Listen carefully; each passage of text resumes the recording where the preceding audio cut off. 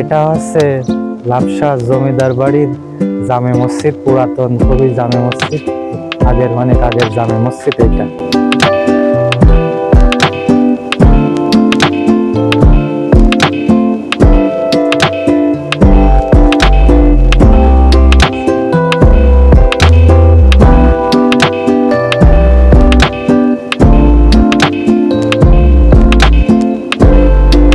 এটা হচ্ছে জমিদার বাড়ির সেই পুকুর ঘাট। আমরা এখন পুকুর ঘাটে নামছি আপনাদেরকে দেখানোর জন্য। দেখতে পাচ্ছেন খুবই কাছে, এখানকার পানিটা খুবই ঠান্ডা যেহেতু শীতকাল। ওইটাই হচ্ছে ইমদাদুল হক এবং আফতার ওনাদের হলো জমিদার বাড়ি। সেই জমিদার বাড়ির সামনে আমরা পুকুর ঘাটটা আর কি দেখলাম।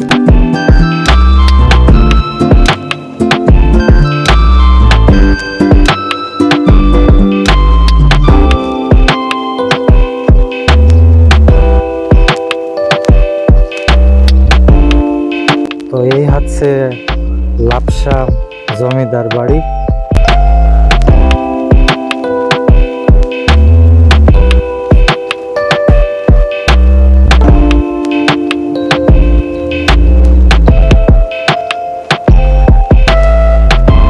বাড়িটা আর কি খুবই পুরাতন। আপনার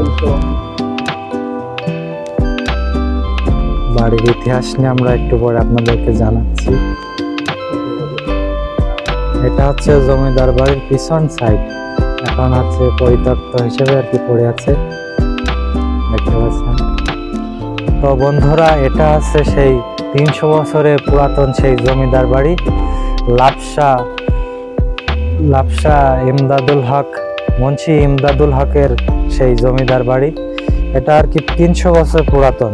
তো এটা হচ্ছে 1894 সালে এই বাড়িটা আর কি জমিদার বাড়ি নির্মাণ করা হয়।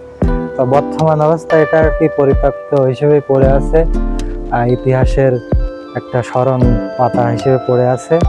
তো এটা এখন দেখভাল করা হয় বাংলাদেশ সাতক্ষীরা আর কি কোর্টের থেকে আর কি নির্দেশ দেওয়া হয়েছে যে এটা ভাঙাচোরা বা এটা করা যাবে না, এটা ইতিহাস হিসেবে রেখে দেওয়া হবে। এটা হলো 300 বছরের পুরাতন একটা জমিদার বাড়ি।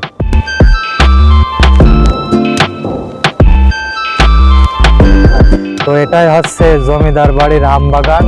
দেখতে পাচ্ছেন খুবই পুরাতন এবং খুবই বিশাল বড় বড় আম গাছ এখানে আছে। আপনারা দেখতে পাচ্ছেন খুবই চমৎকার পুরাতন আর কি অনেক আগের ইতিহাস ঐতিহ্যবাহী একটি আম বাগান। এটা হচ্ছে লাপসা জমিদার বাড়ির আম বাগান।